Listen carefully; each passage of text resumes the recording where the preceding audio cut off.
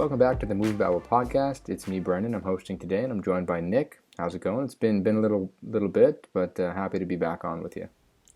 What's going on, man? It has been a minute, but I'm ready. I'm ready to talk about all the West Side Stories, maybe some Red Rockets as well. I'm excited. Yeah, it's been a really busy time, I think, for everyone, but really in the world of film, it's been a really busy last little bit.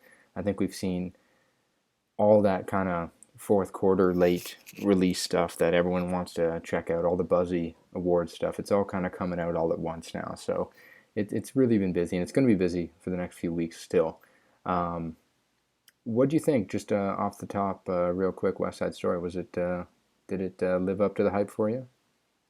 Yeah, it turns out that Steven Spielberg's a good director, and he is good at making movies. No, I really liked this movie. People are over the moon for this movie, and we'll get into why that's the case, and I can certainly understand, because there's just he makes talk over a gun like the coolest action sequence of the year, you know? But yeah, I thought this movie was really cool, and I hadn't seen the original West Side Story, which I assume we'll talk about as well. So I watched both of those this weekend, and it's one of the few kind of updates that we've seen that I don't hate, because I feel like a lot of these are just let's just do the same thing again. And this movie basically does do the same thing but again, but all the little choices it makes just really enhances the story, and it's just really intelligent, and then it shows you don't have to totally reinvent the wheel to make this its own thing, and it's just really terrific. I loved it a lot. Yeah, I agree. I think we're really in the same boat here, because I also had not seen the original until this past week. So it was, I think, 4 or 5 nights ago I watched it, and just really first impressions of that original movie is that it might be one of the best looking movies ever. It's absolutely probably gorgeous. Yeah. The colors really pop at that 1961 edition. Yeah, when I watched it, it's this is totally the best and worst of 1961 cinema. Yeah. I mean, it's it's a huge deal. It's on TCM all the time, you know, it was one of my biggest blind spots as a film fan that I had never seen this movie, but you watch it and you can totally see why it won so many awards at the time, because yeah, like you said, the cinematography, the production design, the dancing, I mean, it's some of the best music ever, you know. It's Stephen Sondheim, who just passed. It's just, all that stuff is just outrageous. And then you see Natalie Wood as a Puerto Rican, which is outrageously it's hilarious how racist that is now, you know. It's just, and people are bronzed. It's really not a good look, and people who are white are singing about how Latin Americans can get no work, and it's really tough. But yeah, some of the music, it's and you have Rita Moreno is just unbelievable in it. One of the best supporting performances in a musical ever. So it was really interesting to watch that, because you can totally see why this was such a big deal and why it continues to be such a big deal. Because all this, I didn't realize that I Feel Pretty was from West Side Story. I guess that just shows how naive Same. I was in all of this. Mm-hmm, me too. There's just every song is a banger from West Side Story. So it's just, yeah, it was really cool to kind of go back and watch the old one, and for all its flaws. Yeah, just kind of want to pick out one of the specific things you mentioned there, which is Rita Moreno, who is phenomenal in that movie. And just the character of Anita is just kind of such an epic supporting character, because she's like the hype person for Maria, so she gets to, you know, be a little bit more boisterous throughout the film, and she's got it figured out, you know, and that's kind of, she's a great character to watch. Even in the new film, I think her character was a standout as well. But yeah, Rita Moreno really owned that role, and that's why she's as iconic as she is now. 60 years later, it's her birthday, I think, this past weekend. Happy 90th. Yeah, it's what's the thing about West Side Story is that I think in both iterations that all the supporting characters are far more interesting than what's the center of the plot, because you just have all these people just coming off the top rope and then just being really awesome, and then we get back to a pretty bland love story in the first movie. Then you have Ansel Elgort just doing Ansel Elgort things, which is not great in the second one, but we'll get to that later. But it's really interesting how it's such a touchstone of cinema, and like the central relationship is not what anyone thinks about when they think of West Side Story. They think of Rita Moreno, they think of the gangs, the Jets, the Sharks, all the fun, colorful characters like that are populating the edges of the frame. It's just, it's really like in so many different ways. It's like they don't make that one, like they don't make movies like that anymore, both for good and for bad for obvious reasons. But it's just, yeah, it's really just a fascinating like touchstone of movies. Yeah, no kidding. Yeah, the original film in 1961, I think one of the bigger, I guess, gripes that I have about it, aside from a lot of the politically insensitive and downright, racist things in the movie, is I think that main story, that main love story between Maria and Tony, and especially just the way it ends. You have such a weird scenario in the end where Tony has killed Maria's brother, but she's still willing to kind of go to the end of the earth with this guy. That's, I don't know. It's something that you watch the movie, you really appreciate it. The choreography is insane. The music's great. It's so vibrant, but just that kind of central story arc is just such a detractor for me 60 years later. I don't know if it was a big deal for people then. Clearly not. It won 10 Oscars, but it's something that I think makes you scratch your head when you watch this movie, even the new one, because there aren't really any changes to that specific plot line. But yeah, what do you think about that ending? Yeah, it's even more hilarious because like supposedly, I think it's the same in the original, but in the new one, this all takes place in like 2 days. Yeah, So they fall madly in love with each other, and they're gonna go to the end of the earth with each other, and then Maria's brother dies of Bernardo, and then it's just like, all right, well, we're still gonna run away together. It's like, what? Huh? Like, why would you do that?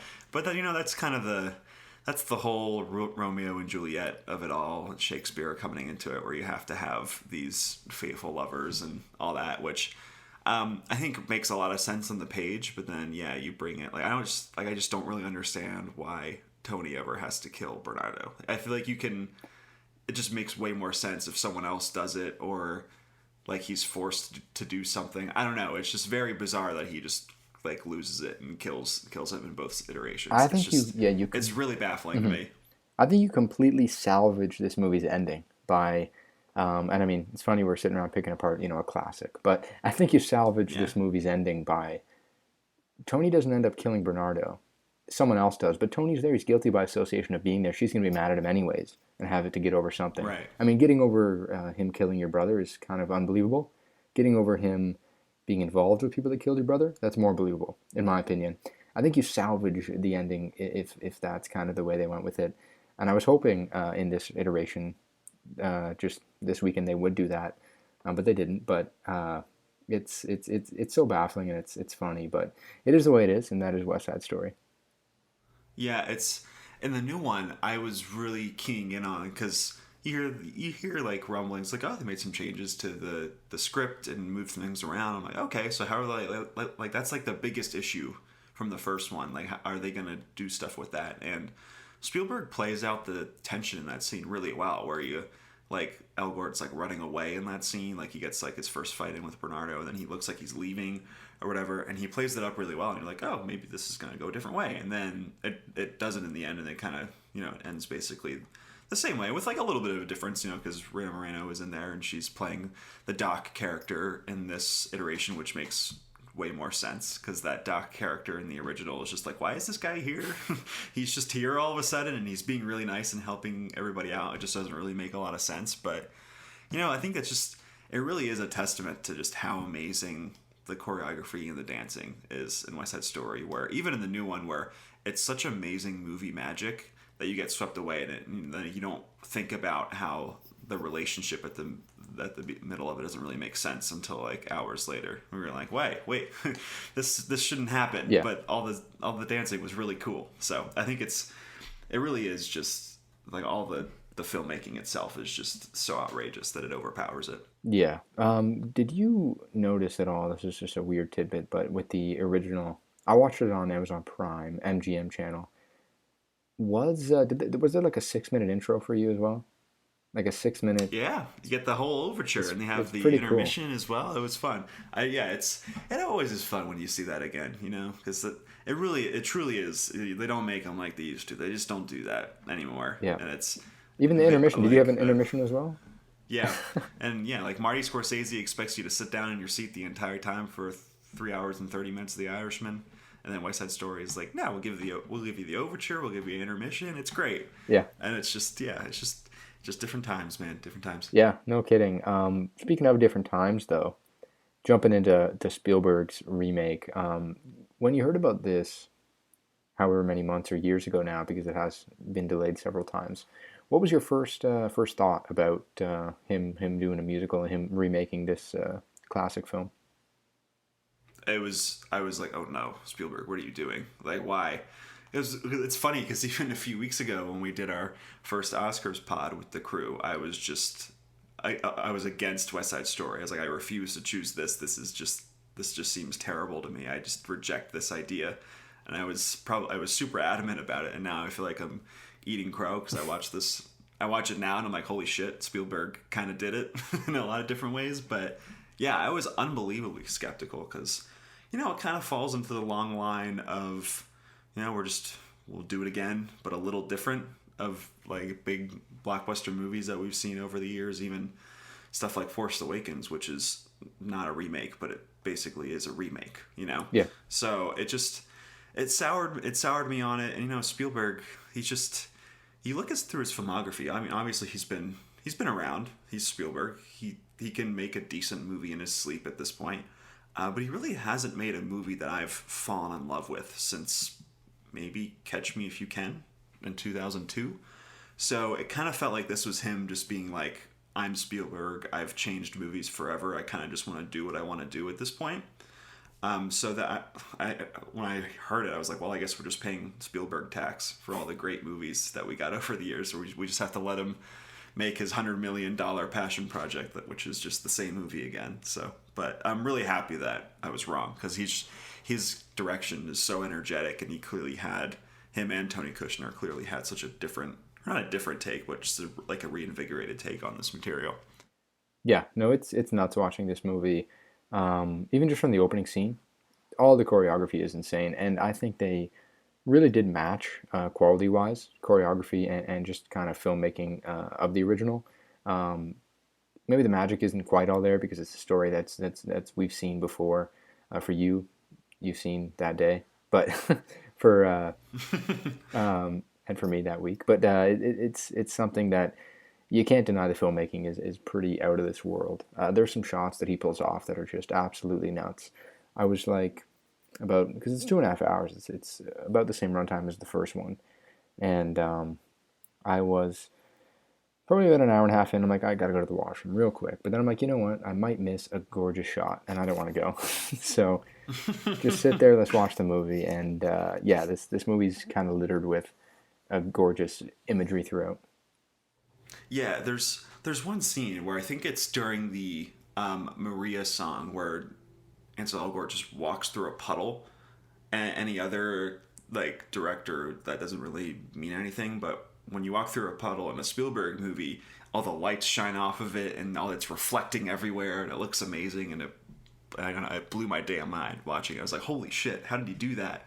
And there's the one scene earlier in the movie where he shows Rita Moreno how clean he wiped the floors, and you see his reflection in the floor, and it's like, like, it's a fun, like, that's not like the most amazing thing you've ever seen, but like other directors just don't even try that or don't even think to do that, and it's such a cool little magical spin on kind of just a boring, not a boring scene, but like just one of your dialogue scenes in the middle of in between songs. Like, it's just, he is just all over the place. The camera is always moving, it's always exciting, and he knows exactly what to shoot, and it's just, and he also just, he stays back so you can see everything. You can see all the amazing choreography. It's amazing. Like, as soon as you see the crane shots when the movie opens over the rubble of soon to be gentrified in New York, I was just like, wow, I'm ready. Like, I put my seatbelt on and just like prepared for whatever he was ready, because it's just, even that first sequence with the not like the snapping sequence that they recreate, and it's just totally different where he's like zooming all over the city and just using new technology in ways that they couldn't in 1961. It's just, I kind of felt like it was like an action sequence. It was just so, it was so cool to watch. I fell in love with so many of the direction choices he made. Yeah, it's pretty nuts, the level he was on with this movie. And we spoke before we jumped on how, you know, for someone like him and just other kind of giants of cinema, it's got to be hard to stay motivated or to keep one-upping yourself as your career goes on. But I think Spielberg, who in the last several years he's probably hasn't done that. He probably hasn't tried to one-up himself or do a new trick in quite a bit. I think we've gotten a lot of the, I wouldn't say a lot of the same out of him, but I think we've gotten a lot of very, you know, well-made movies with phenomenal casts that are going to win awards because, you know, it's Spielberg, a phenomenal cast and a good cookie-cutter picture. But I think with this is certainly a sign that he can still, you know, test himself, test his abilities, and one-up his abilities. And it was really refreshing to see this movie and just see that, you know, he's still, not that he still got it, he always has it, but that he can reinvent some of his style and really go for something new. So for me, that was the great takeaway of this movie. Also, I want to get into Rachel Zegler, who this is her first film. Really good job. Really good job. Yeah, she's awesome, and she's gonna be in everything. I think she already has. I mean, she's gonna get a lot of offers after this, but I'm pretty sure she's gotten more Disney offers, and I think she's in Shazam too, Yeah. and she's gonna Snow be White. in Snow White. Yeah, she's gonna be everywhere, and she's great. And I think, I mean, for obvious reasons, Maria isn't ideal in the original with Natalie Wood as a Puerto Rican. It's just a really tough beat, even though she's an iconic person in cinema history. It just doesn't work. And also that character was kind of just a non-character where she's just there to sing and love Tony, who in the original is also pretty bland. Yeah. So there's just not really much going on there, and she is just, yeah, she's a revelation. She's so cool. Yeah, I think she adds a lot of charm to the character in this film that was definitely lacking in the original. One of the good scenes for me was it was the night after her and Tony sang Tonight Tonight, I think the first time, and it was just her kind of in the morning. Anita's wanting her to come out, you know, into the kitchen, and she just has to kind of make it look like she, you know, actually slept, not slept in her dance gown and such. And I don't know, there's just a lot of charm that she adds to the character. Yeah, I loved that scene, by the way. I thought that was such a fun touch. Yeah, it was so good. Yeah, it was fantastic. Good to see Corey Stoll as well in a movie. Love Corey Stoll. Yeah, because I really love he plays the lieutenant, and that's played by Simon Oakland in the original, who's really good. And he's always that guy. He's the guy at the end of Psycho who explains the movie. It's like it's a terrible scene, but I imagine at the time Psycho was just so like crazy that people just didn't know what they watched, Yeah. so they had to bring in a really dignified actor like Simon Oakland to explain exactly what just happened. So I always really enjoy when he's in when I watch one of the classic movies he's in. But yeah, Corey Stoll is he's great.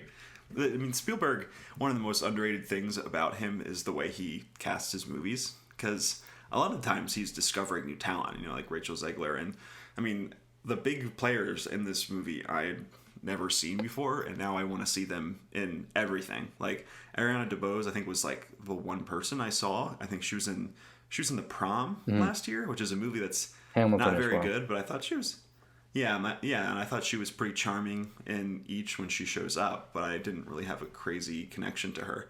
And then you have like Mike Feist, who plays Riff. That guy is like unbelievable. Oh my God. I've never seen him before. Really cool. He is so good. Yeah. I just want to see him in every single movie. And then you have David Alvarez, who plays Bernardo. But yeah, it's outrageous, the performances he gets in his movies from people you've never seen before. Yeah, he's nuts. Even Riff in the original, Russ Tamblyn is he's just such a easy character to hate. Just the way he acts, he's such a punk. He's such an ass. But yeah, this new take on Riff, I don't know. He's got this. I mean, obviously he's an awful person, but he's got this quality to him that you just can't not watch him. You know, every move he Yeah, makes is there's he's got it. Yeah, there's He's an got edge it. there that Yeah. it's exciting to watch him interact with people, especially his interplay with Tony. Certainly fun to watch.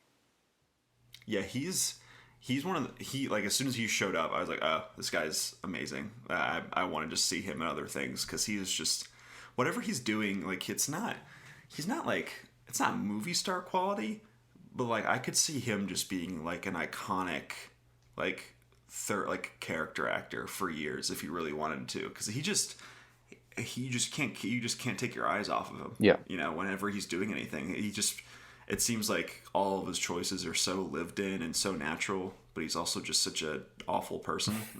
And this you just can't like he's just man, I thought he was incredible. I just thought he was and same with I thought David Alvarez as Bernardo was great. And obviously Ariana DeBose I think is the big winner here because she is just like outrageously good. She's phenomenal. So I mean, it's just to take a role up that Rita Moreno, I think she won an Oscar for. I mean, to bring what she brought to it here in this iteration is pretty remarkable. I think that yet again the character of Anita is a scene stealer, as I mentioned before. I think Anita's just such a good supporting character because she has the qualities. She has superb qualities, and she's just so much fun to watch. It's just so easy for that character to steal the moment, steal the scene, and that's what's so good about it. And obviously delivered in this movie. One scene that I liked from her in this one and the original was the America song as well. I think that was really well done. Yeah, one of the things that I love about this, this remake, is it doesn't try to like totally redo everything. Like you get all the same songs. I don't think there's a new song in there, is there? I don't think so. No, I could be wrong, but so it's just reorganizing stuff, and they do America where it's just instead of I think they're on like on the top of their apartment building in the original. But here they're running around the town, and it's like it makes so much more sense because it's America. It's about everybody, and you see they're interacting with all these different people with different walks of life, and they're out in the streets dancing with all these different people. It makes so much more sense for the song, and it's also just way more fun and exciting. Even though the original is really fun and it's really charming, but it's just so dynamic. Yeah. And you just see, I mean, Ariana DeBose, her dancing is outrageous. Like she is so good. But yeah, you just get they're running through the streets of New York and the camera is swooping all around. It's just so exciting. I just love those little touches. And even with G Officer Krupke, where in the original it's just in an alleyway, and in this movie they put it in a holding cell. It just makes so much more sense, right? Like for the characters that are there. So it's not like these crazy decisions, but they're just like, why don't we just try this instead or restage it? And it makes all the difference. Yeah, 100%. Yet again, though, I must say, because we've thrown a lot of positives out for the film, I think it does kind of get bogged down a little by just being like there are a lot of changes, a lot of differences, but I mean, watching the original this week, then watching this one, I don't take away a ton of differences other than it's a different look at it. It's certainly refreshing, but I think a lot of it is more so just respecting the incredible filmmaking at hand. I think even with the original, that's kind of what's going on as well. I can't say it's one of my favorite movies of the year this year, but it's certainly a treat.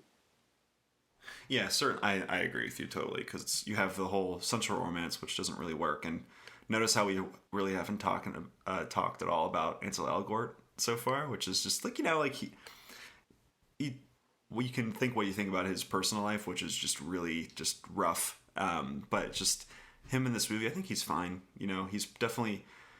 I think the weak link makes it seem like he's like terrible in the movie, which he's not. He's pretty good and he's pretty charming in a lot of the scenes. But he's just when you have people like Ariana DeBose and Mike Feist just around him, it's just they're just like outmatching him in a lot of the scenes, even though he's doing okay. But yeah, the central romance is kind of weird, and then the ending just in both iterations just kind of falls flat for me because of what we discussed earlier. So it's there's definitely that in there, and I agree. It's not like they didn't like recreate the wheel here, at the end of the day. I do like how they put a finer a touch on the gentrification angle of it. I thought that was a really For smart sure. angle, because before, in the original, they're just kind of fighting because it's like, they're different races, so they hate each other, which is, that's a good way to start. But I think the, like, really pinning down on the gentrification of it all, and how they're like both people, or like all groups of people are here, are struggling,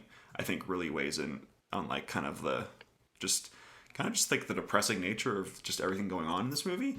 I think it was a really smart touch by this film. But yeah, I totally agree with you. Yeah, no, I agree. There was definitely a lot more. Yeah, thematically, it's certainly deeper, and I think you'd expect it to be. But yeah, I'm definitely glad this is a thing, and I hope it stays around over the Christmas holiday at the box office. I think it's one of those movies that'll probably take a few weeks. I mean, the holiday period's just great for any movie. It's like a 10-day weekend, so I mean, I'm sure it's going to get seen, despite a little bit of a rough start here in its first weekend, money wise. But I'm sure this is going to get nominated for a ton of awards in the next few weeks. Yeah, definitely. I mean, I'd be interested to see if it could be one of those where it gets nominated for a bunch but doesn't win any, because it has Dune that'll go up against, and all like the production and costume design and all that stuff, which is, I think, a really tough contender for it. So I don't know if it would lose in every situation for that. But yeah, you're definitely getting Spielberg as best director, a lot of the technicals, and I wouldn't be surprised if Aaron DeBose gets nominated for best supporting actress, and maybe Rachel Zegler for best actress, maybe. Best actress seems like it's pretty tough this year, so that's probably not going to happen. But I do see this being a huge player. Yeah. It's a Steven Spielberg movie. Like, it's going to get nominated. I 100% agree. It's going to be one of those. It's going to pull an Irishman. I think. I think it's going to be one of the big, nominated for a ton and miss out.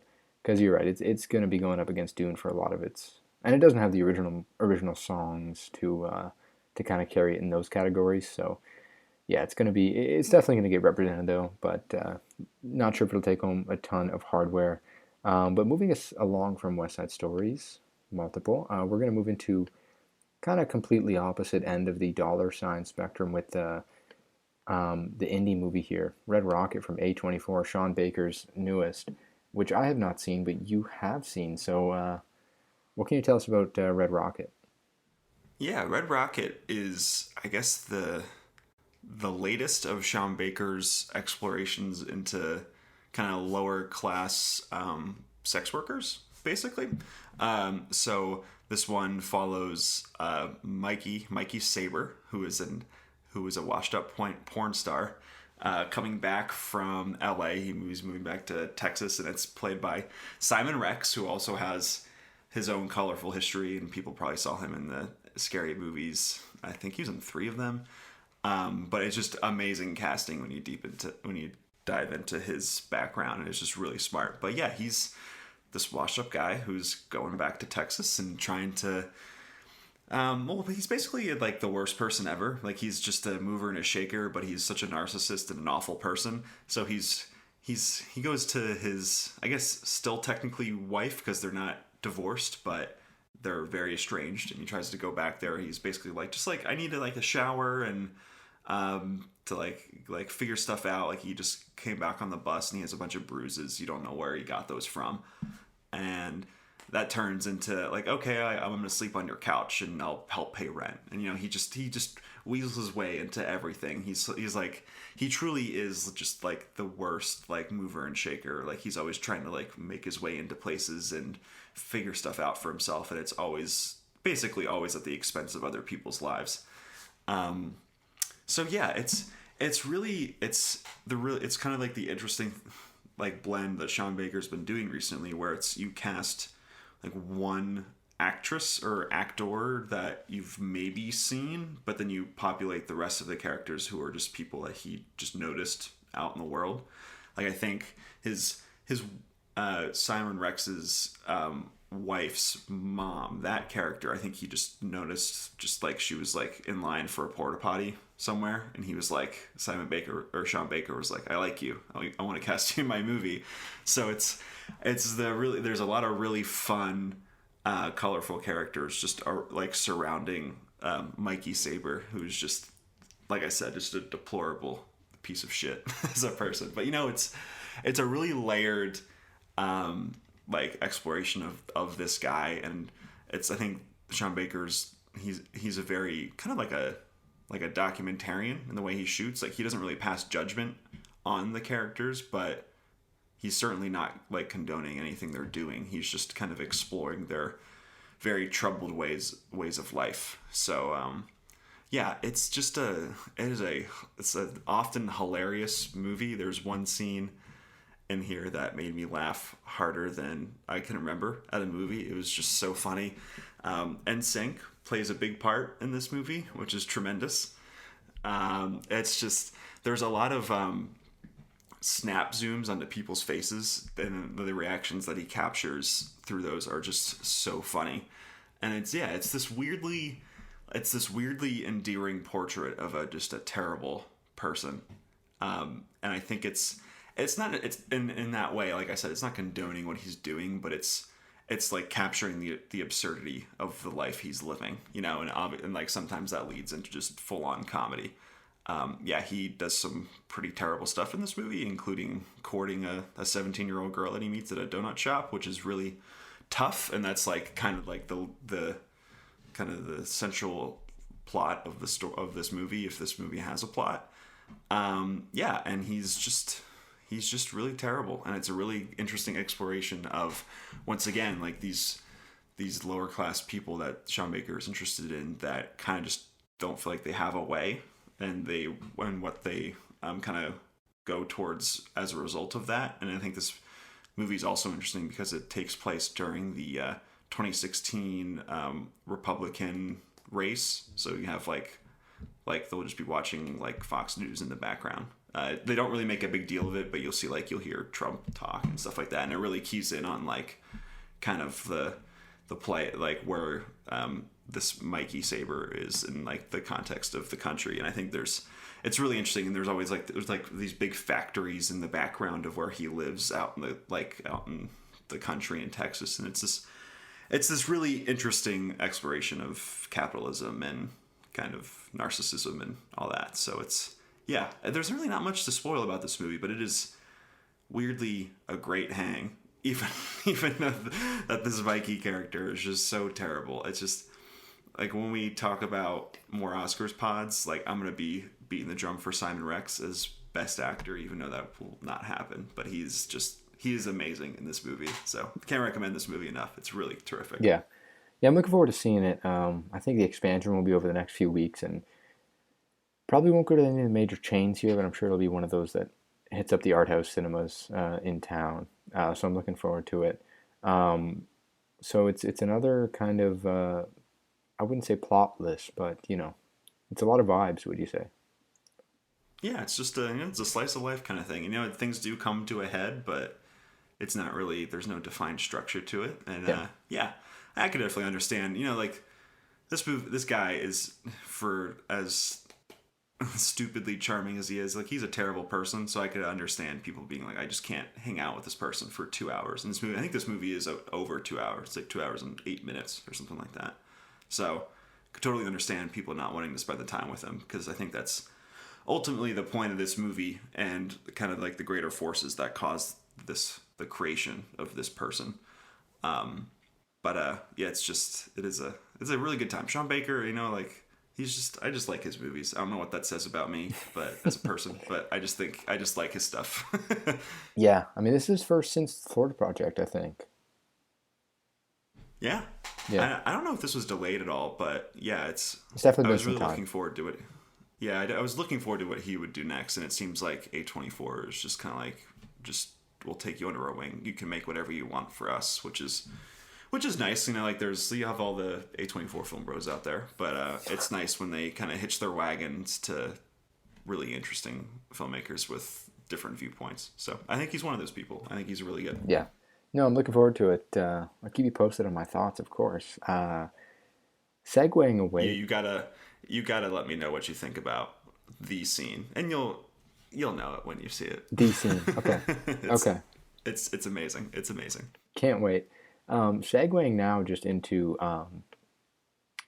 probably Netflix is one of their more high profile, awards contenders this year, and probably also just one of the year's very best films. And that's Jane Campion's The Power of the Dog, which finally dropped on Netflix last week.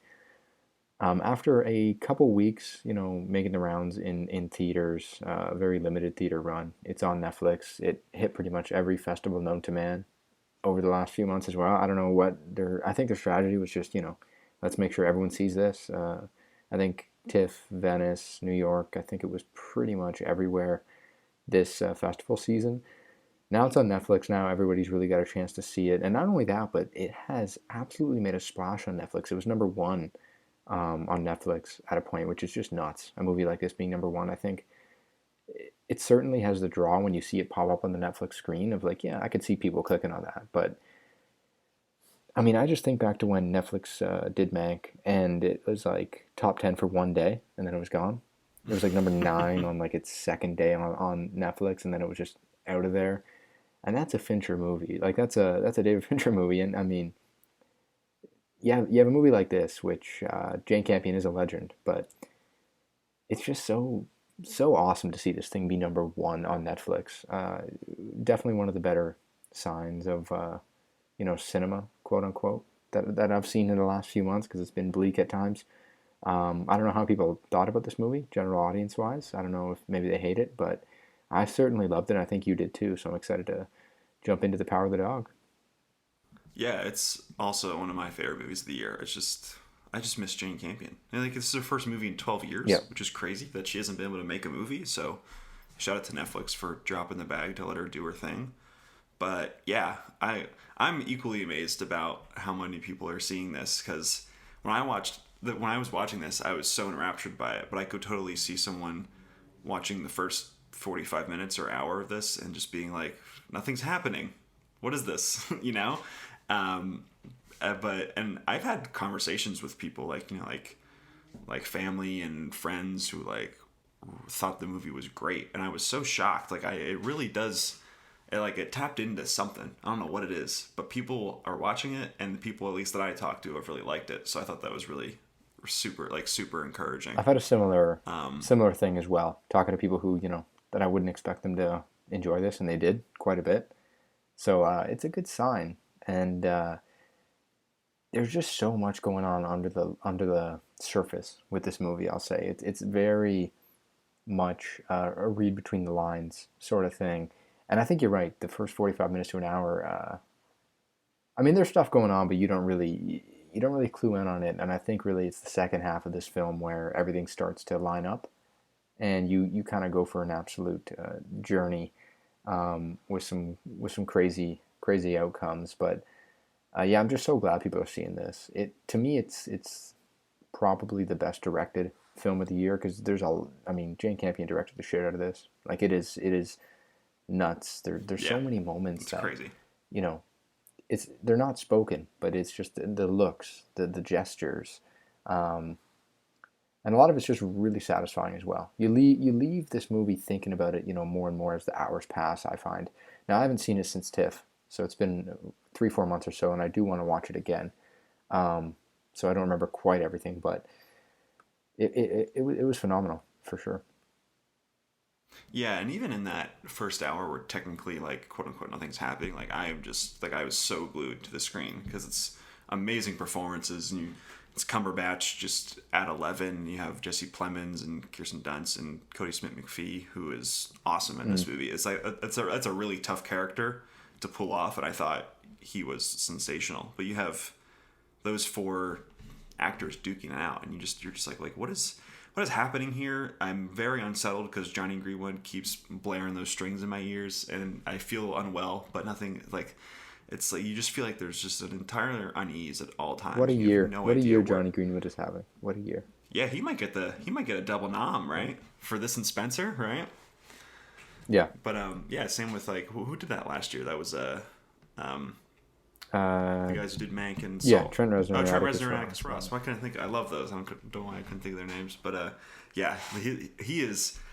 I don't think he's not doing heavy lifting in here, because I think Jane Campion, like the shot composition and what she's choosing to show you, and all the performances are outrageous. But he's just adding another layer to this, where it is so great. And then he continues to ratchet it up as we get to the second half of this. But yeah, it's just Benedict Cumberbatch, who's a guy who I think generally people like. I think, as an actor, right? I think he's really talented. The accent kind of goes in and out sometimes when he tries to do an English accent, but I thought he was really good here and it worked.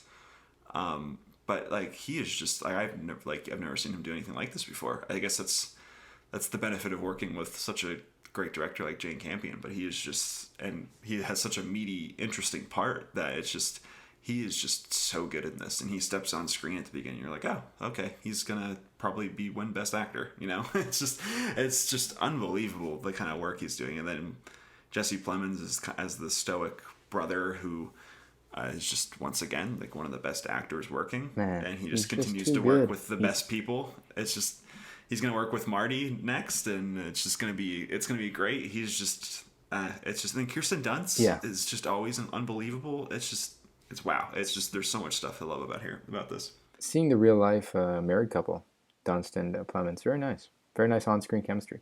Yeah, really good chemistry. Especially there's that one scene at the when they're on the mountaintop, and he's just like, it's really nice not to feel alone, and your heart just like crumbles because Jesse Plemons is just so good at delivering those like just those really like tear-jerking stoic lines. Like it was just so good. Both of them are just really great throughout this. It really is just it's one you keep coming back to. It's one I've kept coming back to, and I keep encouraging other people to watch it because it is a fascinating, really terrific character study. Yeah, it's one of those movies where especially just the shot of the one thing I want to mention real quick, the shots of the mountain and the valley and just the dog, as they say, they have not left my head, right? They are still, ingrained in there. Very, very fantastic imagery. There's just so much to chew at with this film. I just love the way it unravels. I mean, it's a movie that, you don't want to talk too much about the actual plot, but that's kind of how I feel, because I really don't want to say anything about it. Yeah. I just want people to watch it. Yeah, it's fantastic. Oh my God, yeah. Really can't give enough praise to this movie. Certainly one of my favorites of the year. Benedict Cumberbatch, oh my God. Can't stop talking about this movie. It's so good. So I really hope people do keep watching it. But I mean, to see it be number one, like what does that mean to you? That's a big deal. Cinema's alive, my friend. I don't know, well, because it's stuff like that where it's like everything comes back to the Kissing Booth, but like when the Kissing Booth 3 is number one for 4 weeks, and it's just like, all right, I get it, but it's just cool. I hope people are getting stuff out of this movie, because I think it's so rich, and it's a Western, but it's also an anti-Western, right? And how it kind of unravels like the classic masculinity that is shown in a lot of those movies. And shout out to Bronco Henry as well. He does a really good job, even though he doesn't come on screen. Bronco Henry is one of cinema's most prized possessions. Also a huge question mark. What's he look like? Who is this guy? We want to see him. We want to see a Bronco Henry spinoff. I imagine him like as like John Hamm. Just like a really like, or maybe that's totally wrong. That's not who I should have imagined. But I just imagine like a really chiseled guy. Or maybe that's me giving into the Western cliches. I don't know. The memes have been great too. That's when a movie really hits. Yeah. It's really, the memes are outrageous, and a lot of tightening rope, it's just fantastic. And I mean, there's a lot of great subtext to this, but when there's a paper flower that is fingered really hard at the beginning of this movie, you're like, oh, okay, I got it. Yeah. Oh my God, I got it. I got what movie we're in now. Yeah. So it's I think it's a really perfect blend. It's the kind of movie I really enjoy, where I think there's enough really interesting textual stuff going on, like on the surface, to keep you really invested. And then it is one of those where it is really thematically rich for, like snobs like me who like to just think about these movies at all times.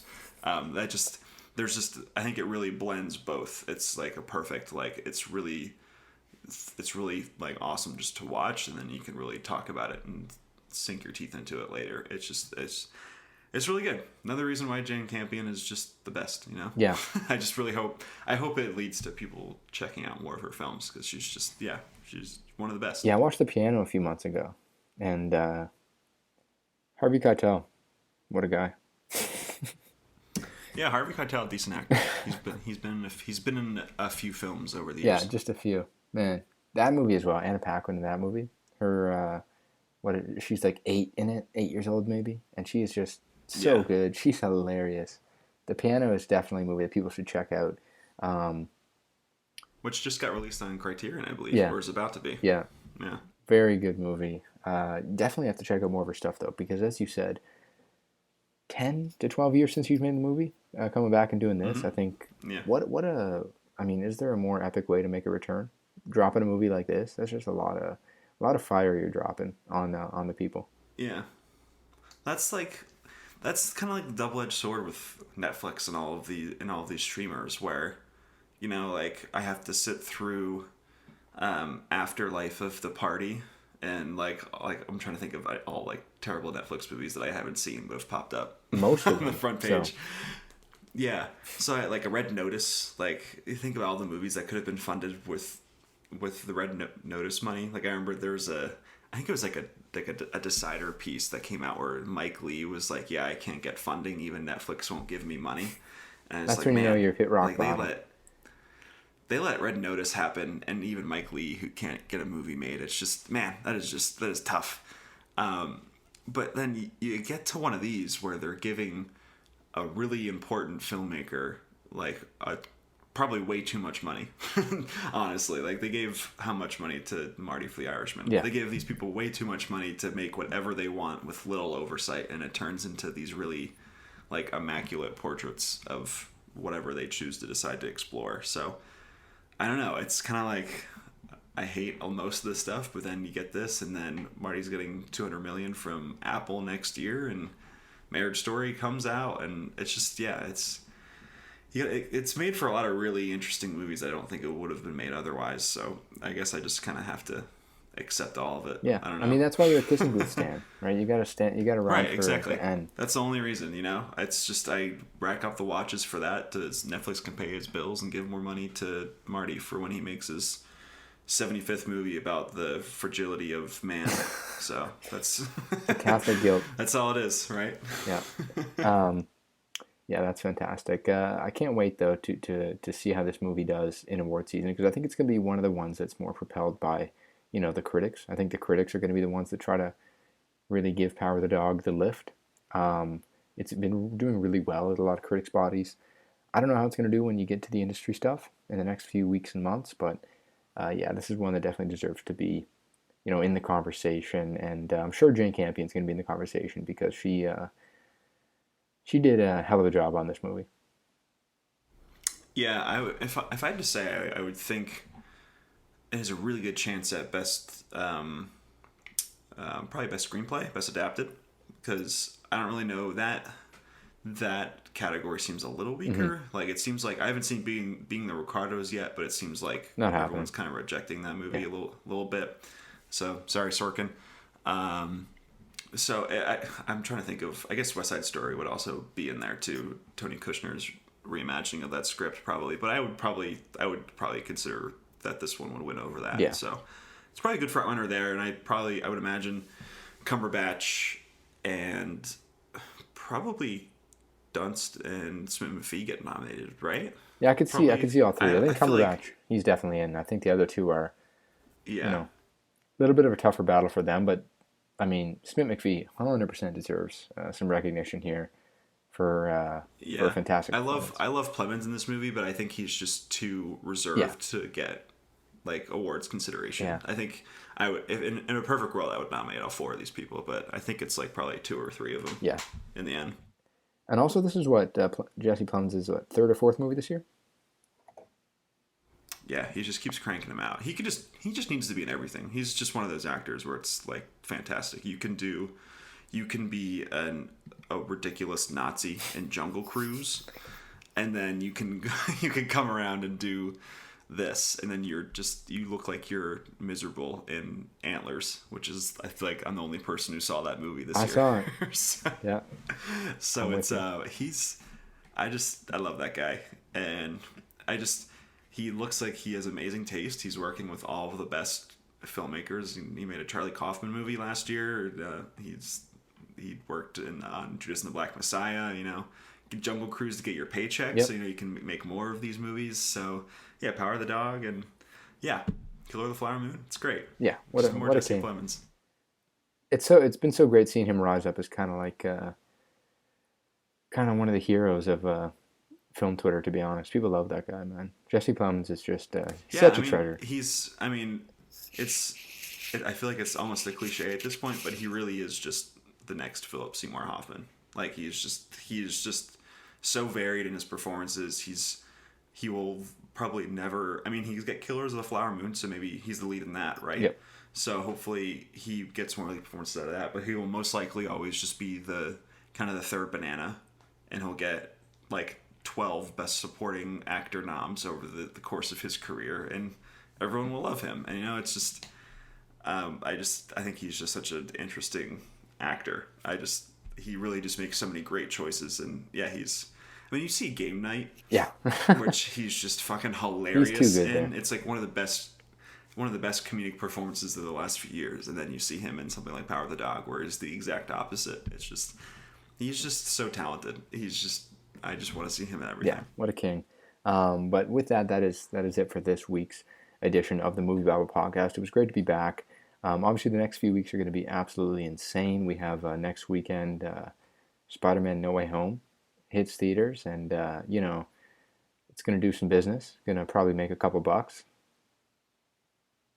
Yeah, it'll be all right. We'll have to put Colin might go in the cardiac arrest talking about that movie. We'll see. He's very excited for that one. So yeah, I got Nightmare Alley too. Yeah. It's new Guillermo del Toro, very exciting. Coming exciting. in for him. And even Don't Look Up's been in theaters now for the last couple of days, and it's going to be on Netflix by Christmas Eve. So we're going to have a lot to talk about. Yeah, I'm not looking forward to the discourse for Don't Look Up already. I can already tell. Yeah. But I'll be talking about it. Yeah. In one way or another, that's for sure. Yeah, it's always fun, and that's what this is all about. And we'll have no doubt a ton to talk about over the next few weeks. But as always, thank you so much, Nick, for coming on.